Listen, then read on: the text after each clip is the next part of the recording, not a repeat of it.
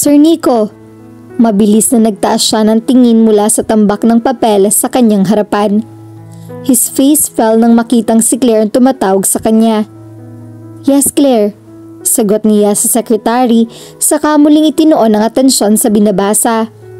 It was already 4 o'clock pero hindi pa rin niya natatapos ang trabaho. Halos ganito rin ang nakaraang linggo. Daig pa niya ang Hollywood stars sa kaabalahan mula nang simulan ang bagong scholarship program. Para makakuha ng kailangang kapital, halos gawin niyang Quiapo ang Hong Kong at Paris dahil sa pakikipag-usap sa mga possible investors. Yung revised budget po for the Christmas program, sir. Inabot nito sa kanyang folder. Thanks.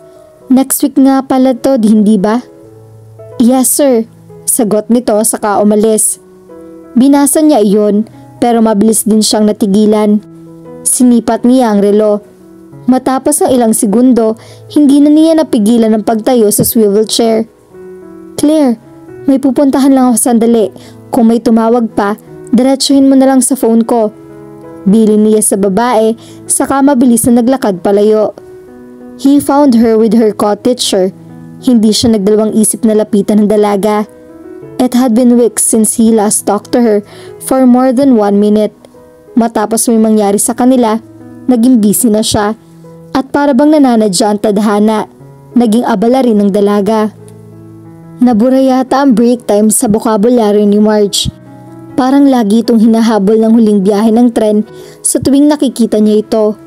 Maswerte na kung makakapagsabi siya ng hi at goodbye sa tuwing magkakasalubong sila sa hallways. Kahit pag-uusap ng mahaba sa telepono, hindi umuubra. It was either tulog ito sa pagod o kaya ay busy pa rin sa trabaho. Sa palagay ni Nico, may galit sa dalaga ang head nito dahil lahat yata ng task ay ibinigay rito. Iyon o talagang iniiwasan lang siya ng ex-virgin erotica writer. Wala sa oras na napahigit siya ng hangin nang maisip iyon. Sir Nico, narinig niya ang tawag sa kanya ni Anne. Hi Anne, balik niya sa guro nang makalapit. Binalingan niya kaagad ng pakay. Marge, may I have a minute? Natigilan ng dalaga. I can't right now. Mabilis nitong iniwas ang tingin na para bang masusunog ito kapag tinitigan siya ng matagal. He froze, parang may asidong kumakalat sa sikmura niya. Nagmamadali kasi kami ni Anne, may tatapusin kami sa teacher's lunch. Sorry sir. Mabilis niyang nahagilap ang braso nito bago pa siya nito layasan. What's happening? He asked. Hindi niya na malayang malalim na pala ang kanyang paghinga. Muling natigilan ito. Wala. Nagpapanik na yan ito. Busy lang talaga kami, hindi ba Ann? Baling nito sa kaibigang kasamahan. Hindi niya inalis ang kamay sa braso nito. Yes sir. May pinaparash po kasi si Mother Superior. Salo ni Ann sa dalaga. Pero hindi niya ito pinakinggan. Nanatili ang matalim na tingin niya kay Marge. Nang magring ang cellphone niya, hawak pa rin sa braso ang dalaga na sinagot niya ang tawag. Iyon ang investor na kanina pa niyang hinihintay. At para ba may sixth sense ang dalaga, mabilis nitong tinanggal ang hawak niya na para bang alam nitong hindi siya makakapalag. He glared at her pero lalo lang itong napaurong. Sige po sir. Kumaripas ito ng takbo, hila-hila si Anne. What in the world is happening? Singhal ni Nico sa dalaga sa kabilang linya.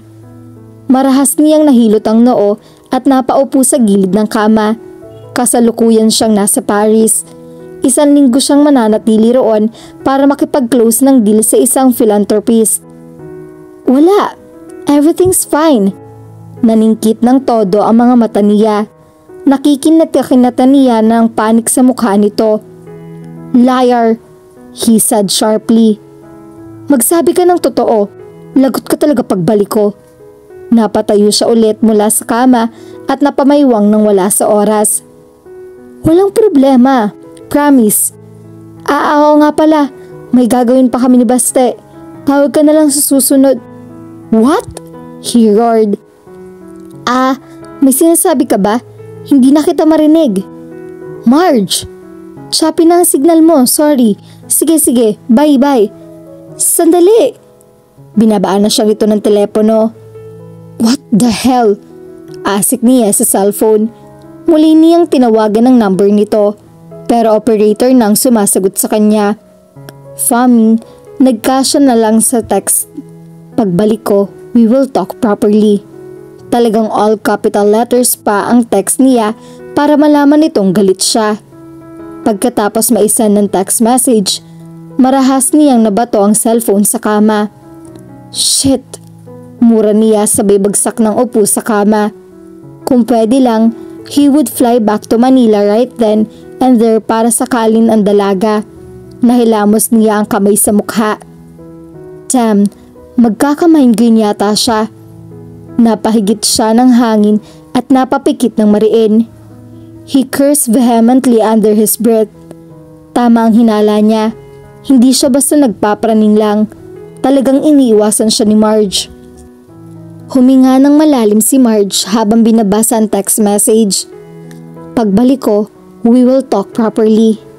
Umalingaw-ngaw sa utak niya mga salitang iyon. Umuungol sa frustration na intog niya ang noo sa mesa.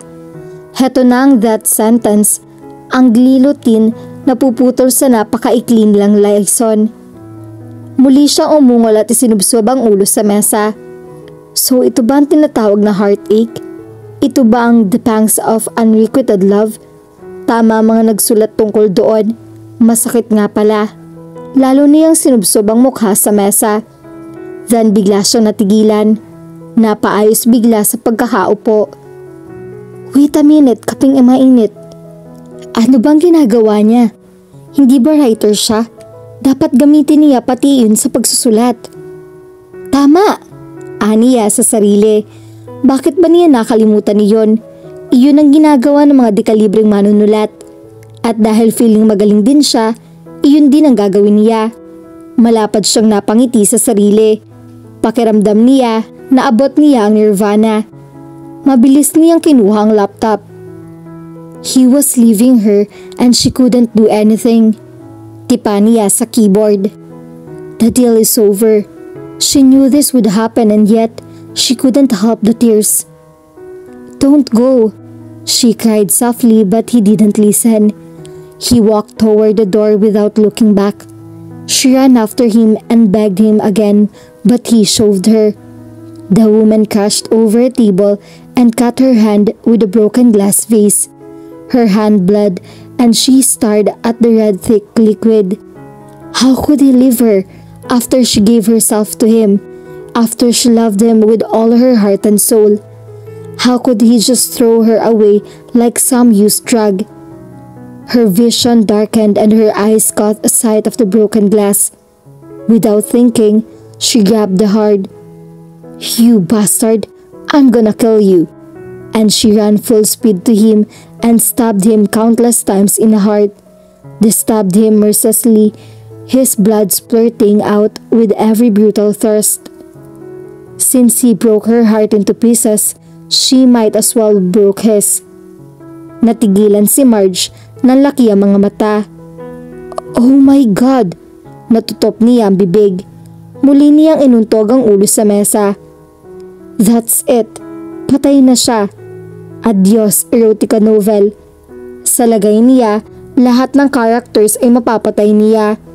Napaungol siya sa frustration. Pwisit, imbis na makatulong, mukhang nakasama lang ang experience niya kay Nico. Lagot na. Bumuntong hininga siya at bumangon. Saka muling binasa ang sinulat. Matapos ang ilang segundo, napaisip ulit siya. Usal niya sa sarili habang binabasa ulit iyon. Mukhang okay naman ang sinulat niya. Matapos ang ilang sandali, natagpuan niya ang sariling dinudugtungan niyon. Huminto siya at binasa ulit. Isang malapad ng ngiti ang hindi niya napigilan. Hindi niya napigilan na ang mayabang na pagtawa sa sarili. Feeling phoenix siya na umahon mula sa abo. What do you know? Okay din pala siya sa bloody at violent stories.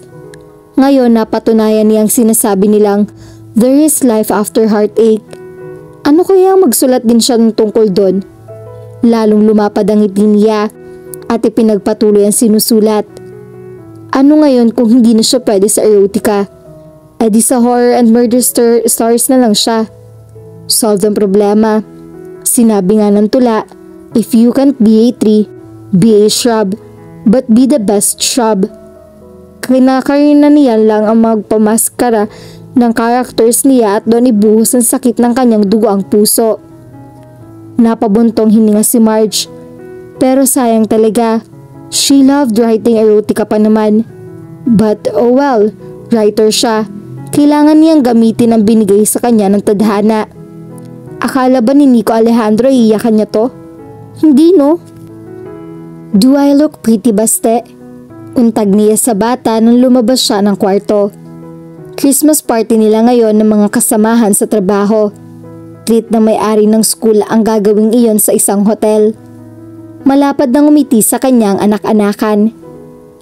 You're always the prettiest, Mama Marge. Lumapad ang ngiti ng dalaga at saka niyakap ang bata. Masisisi ba siya kung mahal na mahal niya ang batang to? Sana baste. Huwag ka nang lumaki at ganyan ka na lang. Mahigpit din itong yumakap sa kanya. Tumayo si Marge at sinipat ang sarili. She was dressed to kill that night. Naka-black cocktail dress siya. Plunging ang neckline niyon na medyo mababa rin ang cut sa likod. The cut accentuated her curves very nicely and the dark color made her creamy skin look very delectable. Mabuti na lang at hindi kasama mga madre sa party, kung hindi lagot siya. Maswerte na ang 1 linggo suspension kapag nagkataon. Huminga siya ng malalim, pero kahit suspindihin pa siya o mapulmonya sa lamig, kailangan niyang gawin ito. Kailangan niyang magmukhang maganda para sa pinakamasamang gabi ng buhay niya. Talagang nagpa-relax pa siya ng buhok para sa gabing ito. And she had to admit, nagmukha talaga siyang shampoo commercial model sa ganda ng hair niya at in fairness, ang galing ng baklang nag-makeup sa kanya. Kahit siya ay nagulat pagkakita sa sariling reflection. Her eyes looked huge because of the smoky eyeshadow. Her skin glowed and her lips, pamatay talaga. They look luscious and very tempting. Napangiti siya sa salamin. Walang halong pagyayabang, sigurado siyang pasyado siya sa lahat ng Diyos sa ang gabi. Isa lang ang panalangin ni Marge. Sana huwag siyang matapilok sa taas ng kanyang heels. Sige baste, doon ka muna kila Tita Shelo ha. Tukoy niya sa kapitbahay nila. Tumango ang bata. Okay mama. Lika na, ihahatid na kita.